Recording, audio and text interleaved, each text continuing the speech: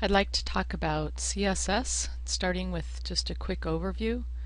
First of all, you might be wondering, what is CSS?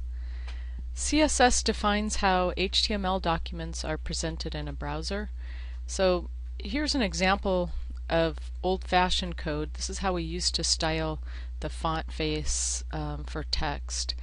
So you can see there's a lot of code in there.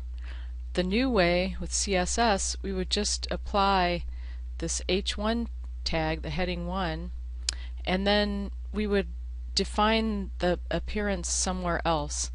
We'll talk about where else in just a minute. So the reasons we use CSS, one of the main reasons is that it separates content and structure from presentation. Because of that, the HTML code is easier to read, it's easier to debug, and it will download more quickly. CSS is more efficient and consistent.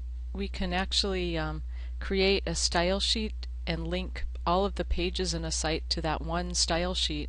And then when we make a change to that one style sheet, it changes the whole site. CSS is also more flexible than plain old HTML. It can do more than plain HTML. For example, we can make links have hover properties.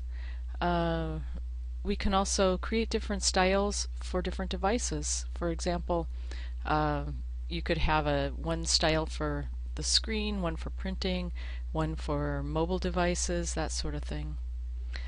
We use CSS now for layout. The old-fashioned way was to use tables, but tables don't work very well with certain devices. Like sometimes cell phones will have trouble with tables.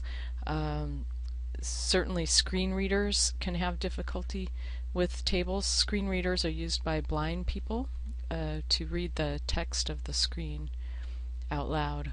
So maybe one of the best ways we could see this is to look at an example. Here's an example of just an entirely HTML page. So notice I just have some links here, and then if you scroll down there's some more links. Here's some content. It's pretty simple, very plain. This is just my syllabus without styles attached.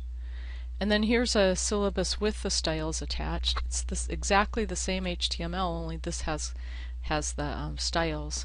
So one of the first things that you can see is that we have the page divided up into areas. So we're using CSS for layout. You can also see that when you roll over the links, then they change color and the underline disappears.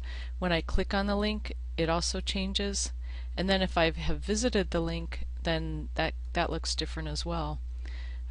Over on the left, we've styled these links to look like buttons.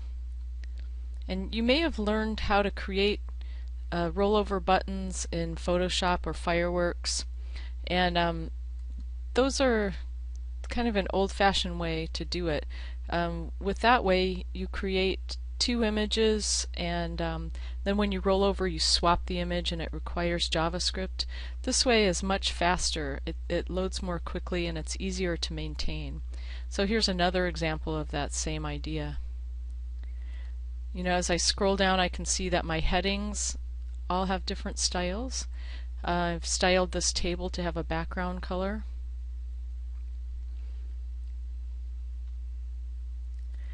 So you know, you can get an idea just from looking at this example at how powerful style sheets can be.